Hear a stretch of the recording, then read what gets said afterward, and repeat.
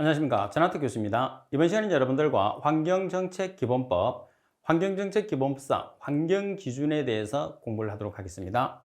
자, 지금 이 파트는 여러분들 시험에서 아주 출제가 잘 되는 부분이에요. 그래서 여러분들이 완전히 숙지를 해 주셔야 되는 파트라고 생각해 주시면 됩니다. 자, 먼저 환경정책기본법상에서 환경기준 항목을 여러분들이 보시게 되면, 자, 가장 먼저 아황산가스가 있죠. 일산화탄소, 이산화질소, 미세먼지, 그리고 초미세먼지, 오존, 납, 벤젠, 이렇게 8가지가 있어요. 따라서 환경정책기본법상에서 우리가 배출오염 기준치 설정 종목으로 바르게 된 것을 찾으시오, 또는 아닌 것을 찾으시오, 이렇게 문제가 나오고, 주로 이제 아닌 것을 찾으시오 나오겠죠. 그러면 아황산가스에서부터 벤젠에 있는 나머지 한 개가 들어가서 오답이 됩니다. 자, 그리고 각 항목마다 기준치가 있습니다. 그래서 연간 기준치는 말 그대로 1년간 기준치를 뜻합니다. 그리고 24시간 평균치, 1시간 평균치가 존재를 해요. 그래서 1시간 평균치를 기준으로 해서 24시간 평균치를 만들고, 24시간 평균치를 기준으로 해서 연간 평균치를 우리가 만들게 되거든요. 따라서 이 내용은 여러분들이 반드시 숙지를 해야 된다는 생각을 하셔야 돼요. 그래서 필기뿐만 아니고 실기에서도 시험에 나오기 때문에 지금부터 여러분들이 다니면서 꼭 이제 휴대폰 같은 데 촬영을 하면 되잖아요. 그래서 다니면서 계속적으로 보면서 암기를 할 수 있도록 하십시오. 자, 먼저 아황산가스입니다. 자, 아황산가스가 SO2겠죠. 따라서 연간 24시간 1시간 기준치가 있어요. 자, 연간은 0.02, 24시간은 0.05, 그리고 1시간은 0.15죠. 그래서 1시간에서 연간으로 가면 갈수록 값이 작아지죠. 그래서 1시간 평균치가 가장 큰 값을 나타내게 됩니다. 반면에 연간 기준치가 가장 작은 값을 나타내겠죠. 자, 그리고 일산화탄소 같은 경우에서는 8시간, 1시간 두 가지의 기준치가 있는데, 8시간은 9ppm이야. 그리고 1시간은 25ppm이랍니다. 반면에 이산화질소, NO2 이산화질소는 연간 24시간, 1시간 있어요. 자, 연간 평균치는 0.03, 24시간 평균치는 0.06, 1시간 평균치는 0.10 ppm 이하의 값을 가지게 됩니다. 반면에 PM 미세먼지라는 PM10, 초미세먼지라는 PM2.5를 보시게 되면 연간 평균치와 24시간 평균치 두 가지로 기준치가 있어요. 그럼 먼저 미세먼지 PM10을 살펴보시면, PM10에 해당하는 연간 평균치는 50 마이크로그램 per 미터의 삼성, 24시간 평균치는 2배가 되는 100 마이크로그램 per 미터의 삼성입니다. 반면에 초미세먼지라는 PM2.5에 해당하는 연간 평균치는 15 마이크로그램 per 미터의 삼성이야. 그리고 24시간 평균치는 35 마이크로그램 per 미터의 삼성 이하의 값을 가지게 됩니다. 자, 그리고 오존입니다. 오존. O3라는 오존은 8시간 평균치와 1시간 평균치가 있어요. 8시간 평균치는 0.06 ppm이야. 1시간 평균치는 0.1 ppm이합니다. 그리고 납과 벤젠은 연간 평균치가 있는데, PB라는 납은 연간 평균치가 0.5 마이크로그램 per 미터의 삼성 이하. 반면에 벤젠은 연간 평균치가 5 마이크로그램 per 미터의 삼성 이하라는 것을 꼭 기억을 해야 돼요. 그래서 여기 보면 동일한 기준치를 가지고 있는 게 하나도 없어요. 그래서 여러분들이 아황산가스, 일산화탄소, 이산화질소, 미세먼지, 초미세먼지, 오존, 납, 벤젠에 해당하는 것은 조금 전에 제가 말씀드린 것처럼 환경 기준치를 예를 들어서 연간, 24시간, 1시간, 그래서 각각의 기준치가 존재를 하잖아요. 그래서 기준치와 단위를 정확하게 숙지를 해야지 문제를 맞출 수 있다는 것. 그래서 법규상에서는 가장 출제 빈도가 높은 문제라고 생각하시면 돼요. 그래서 꼭 맞춰야 됩니다. 자, 그리고 미세먼지와 초미세먼지 같은 경우를 보면, 미세먼지는 입자의 크기가 10 마이크로미터 이하, 그리고 초미세먼지 같은 경우에서는 입자의 크기가 2.5 마이크로미터 이하를 뜻하죠. 그래서 PM10이라는 게 10과 2.5는 우리가 입자의 크기를 나타내는 거죠.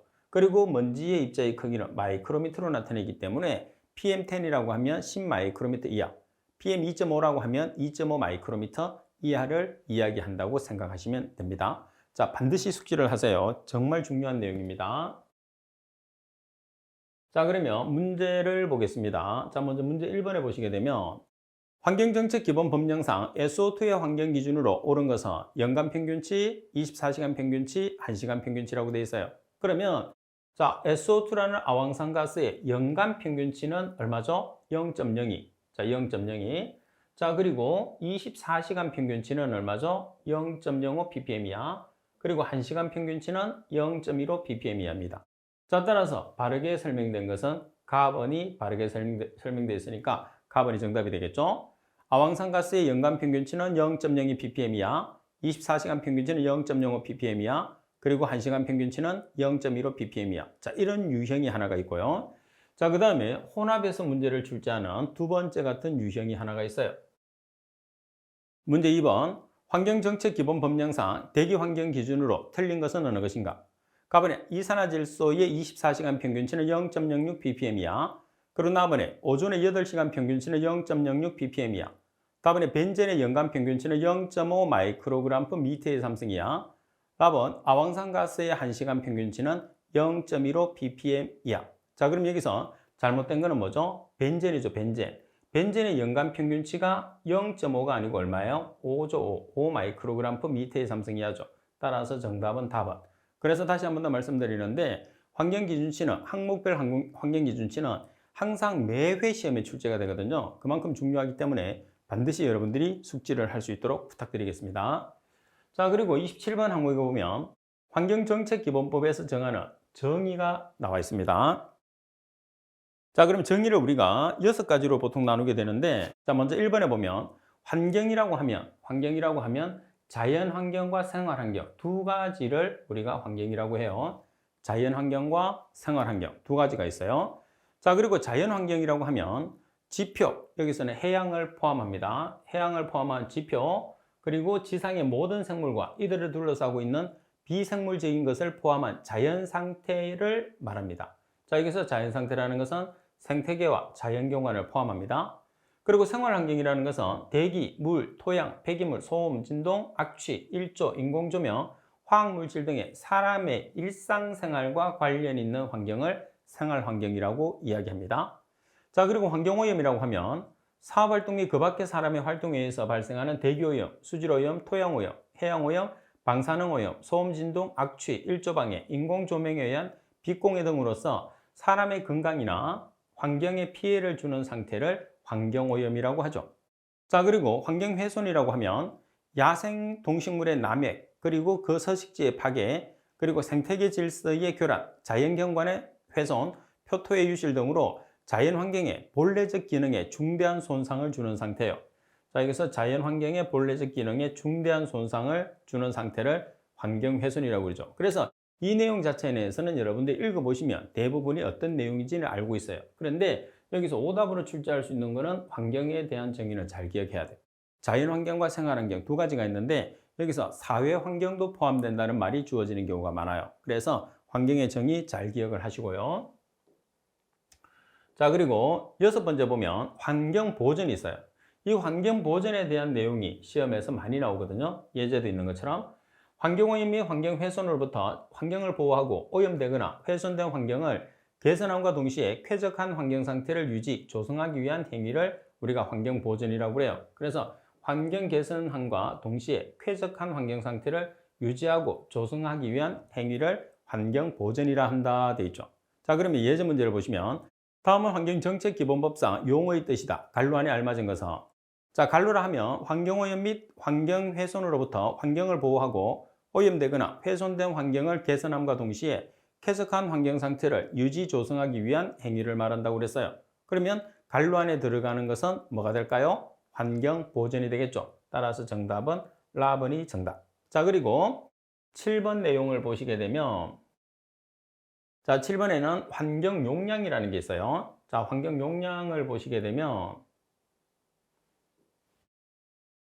일정한 지역에서 환경오염 또는 환경훼손에 대해서 환경이 스스로 수용, 정화, 복원해서 환경의 질을 유지할 수 있는 한계를 환경용량이라고 합니다. 자, 환경용량이라고 하면 자, 여기서 환경이 스스로 수용, 정화, 복원을 해요. 따라서 환경의 질을 유지할 수 있는 한계를 환경용량이라고 합니다. 자, 시험에서는 보시면 설명되어 있는 것처럼 갈로 넣기가 나오든지 내용을 설명한 다음에 용어를 묻는 문제가 대부분이에요.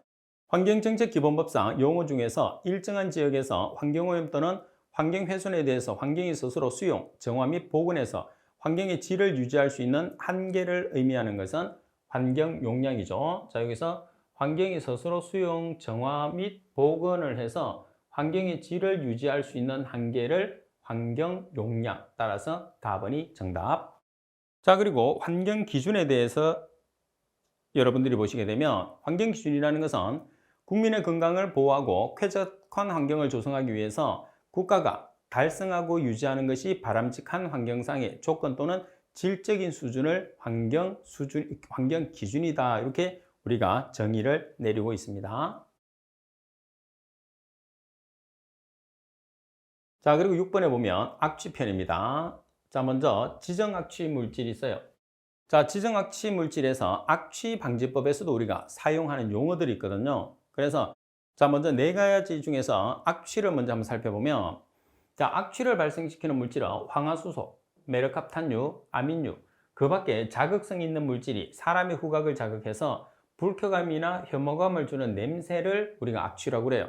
그래서 악취를 유발하는 가장 대표적인 물질은 황화수소, 메르캅탄류, 아민류입니다. 자, 그리고 지정악취 물질이라고 하면 악취의 원인이 되는 물질로서 환경부령으로 전응하는 것을 우리가 지정악취 물질이라고 해요.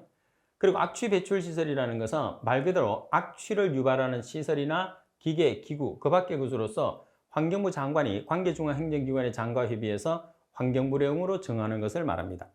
자, 그리고 복합악취라는 것은 복합은 한 개는 아니겠죠, 그죠? 그래서 두 가지 이상의 악취 물질이 함께 작용을 해서 사람의 후각을 자극하고 불쾌감과 혐오감을 주는 냄새를 복합악취라고 그래요.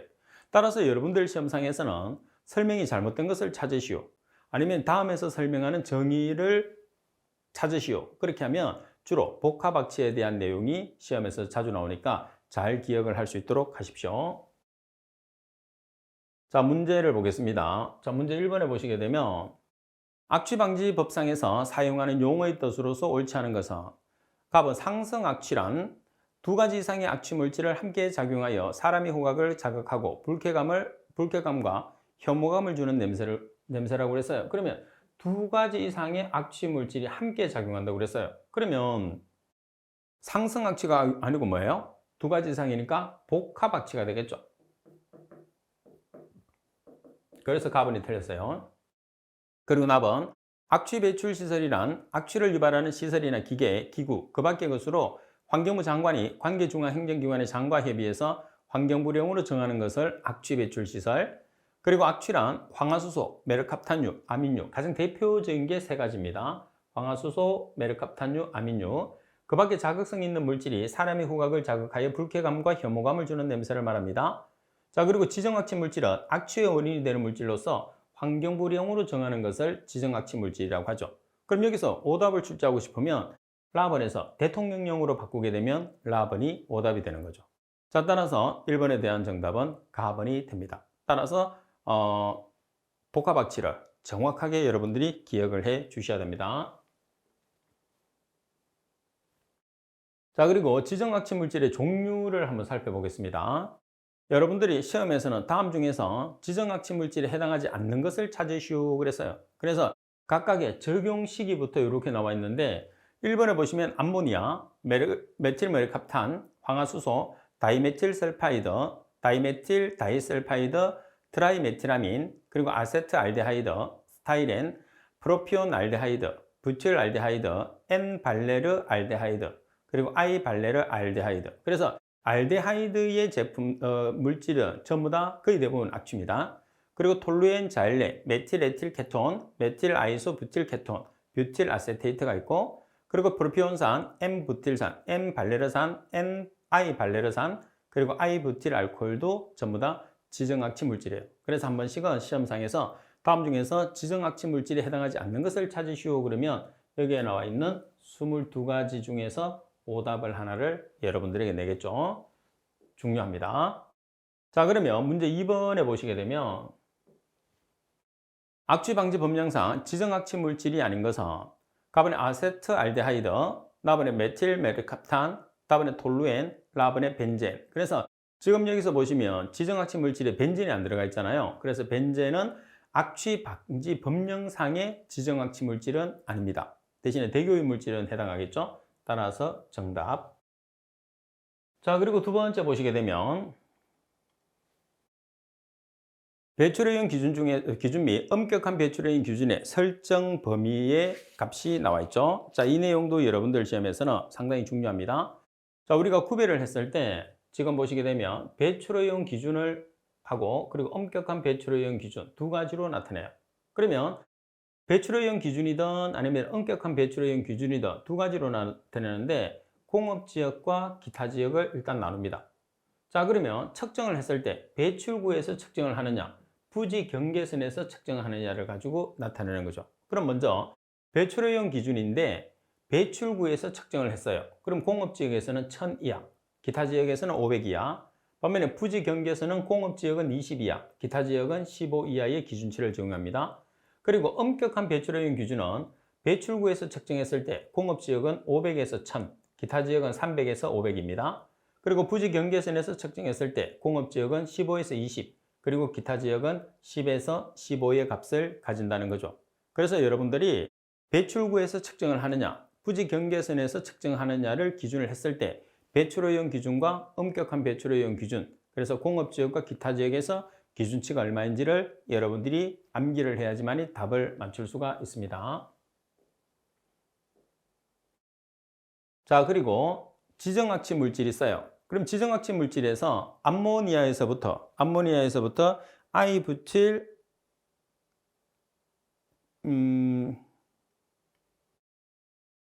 자, 여러분들 22번 항목까지 내용에 보시게 되면 각각에 보면 여기서도 배출효용 기준이 있고 엄격한 배출효용 기준이 있어요. 그 다음 공업지역과 기타 지역 두 가지로 나누고 반면에 엄격한 배출효용 기준은 여러분들 공업지역에서만 나타내게 됩니다. 그래서 문제가 조금 어렵게 나왔을 때는 지금 여기서 여러분 화면에서 문제를 출제하고 자, 문제가 조금 쉽게 나타내게 되면은 바로 왼쪽에 복합물질에서 여러분들 시험에서 출제를 하게 되는 거죠. 그래서 되도록이면 복합물질이 우리가 그나마 암기하기가 쉬우니까 복합물질에서 주로 많이 나옵니다. 근데 한 번씩은 지정악취 물질에 해당하는 공업지역과 기타 지역에 해당하는 배출효용 기준을 묻는 문제가 있습니다. 자, 그래서 이 내용은 암기하라고는 제가 말씀을 못 드리겠어요.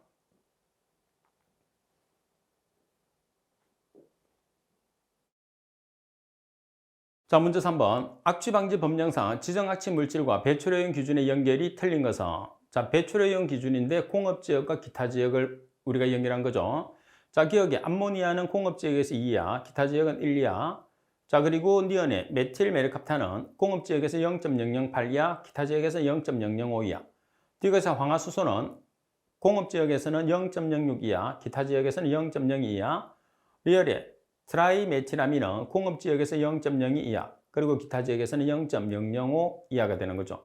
자, 설명이 잘못된 것은 풀이도 있는 것처럼 메틸메르캅탄입니다. 그래서 니은에 나와 있는 설명에서 공업지역에서는 0.008 이하가 아니고 0.004 이하, 그리고 기타 지역에서는 0.005 이하가 아니고 0.002 이하니까 정답은 니은에서 설명이 잘못됐으니까 정답은 나번이 정답이 되겠죠. 그죠? 그래서 이런 내용들은 실제로 문제가 어렵습니다. 이 문제도 마찬가지.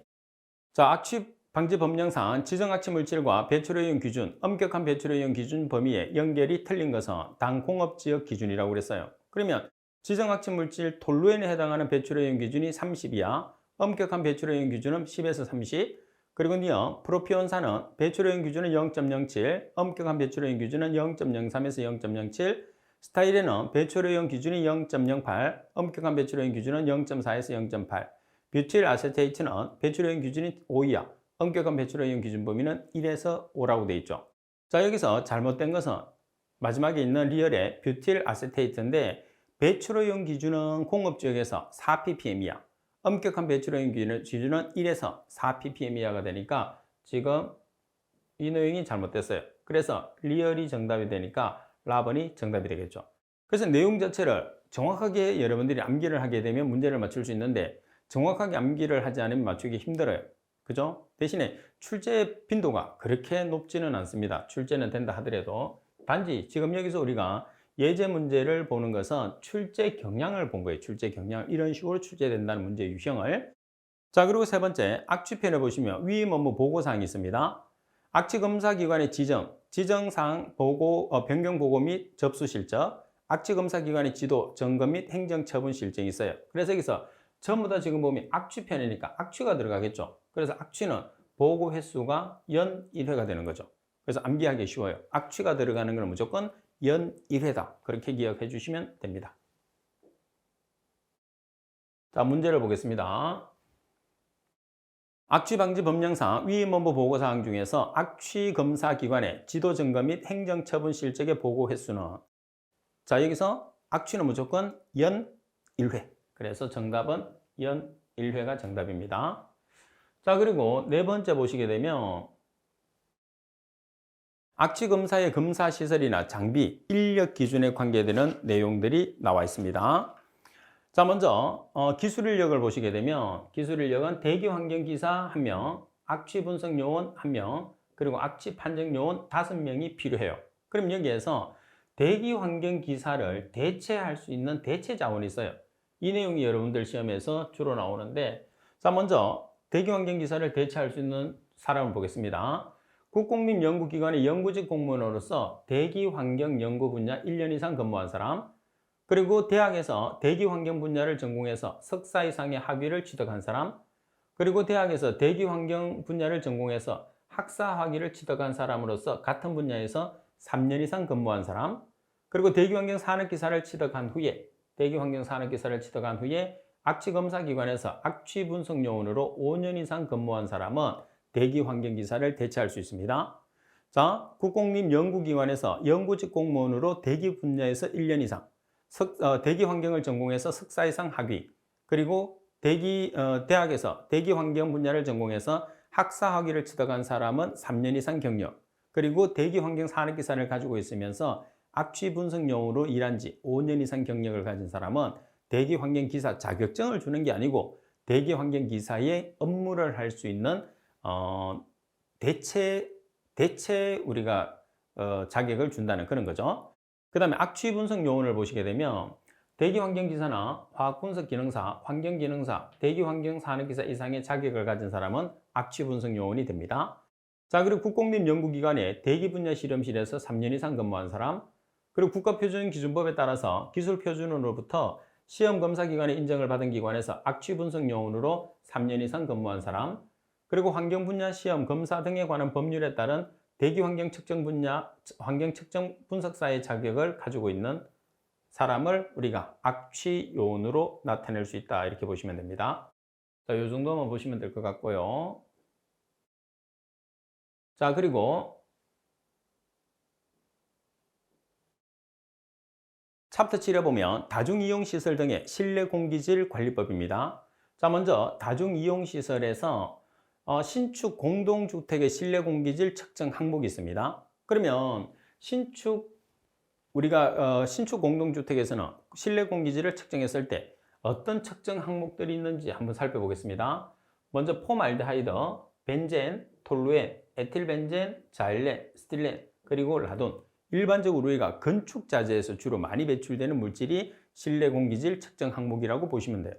자, 그 다음 두 번째 보면 실내 공간 오염 물질이 있습니다. 자, 실내 공간 오염 물질은 17가지가 있어요. 그죠? 자, 먼저 미세먼지, 이산화탄소, 폼알데하이드, 총부유세균, 일산화탄소, 이산화질소, 라돈, 휘발성 유기화합물, 성면, 오존, 초미세먼지, 곰팡이, 벤젠, 톨루엔, 에틸벤젠, 자일렌, 스티렌이 있습니다.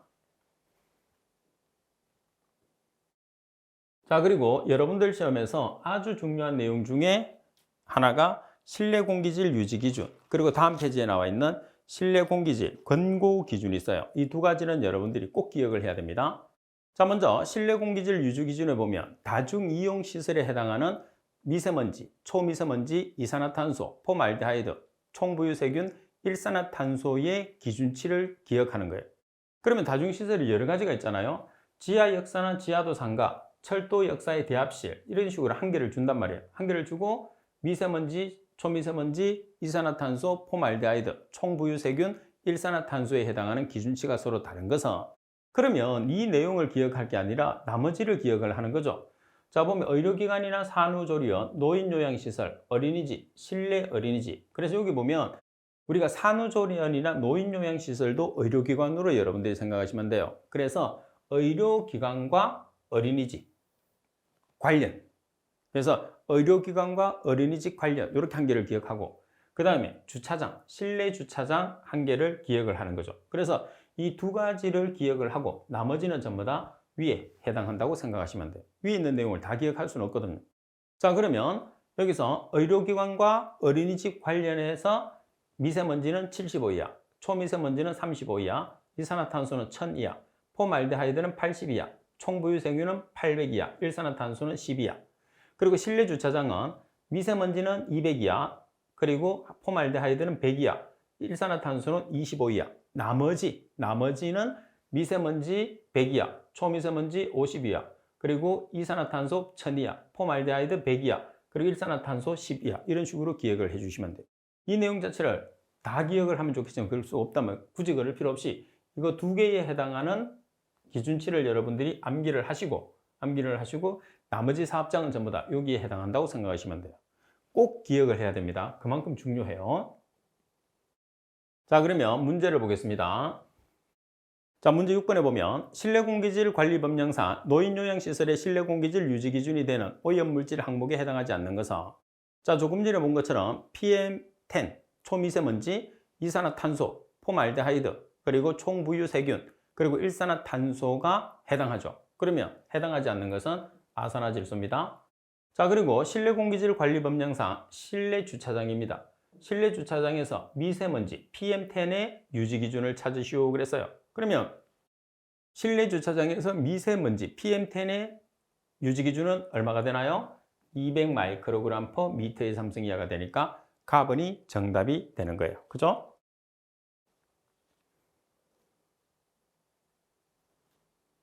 자, 그리고 이런 형태로 문제가 이제 출제됩니다. 자, 반면에 실내 공기질 권고 기준이에요. 그래서 이 내용도 외웠을 때는, 자, 지금 보면 의료기관 그리고 어린이집 관련 이렇게 한 개를 묶는 거예요.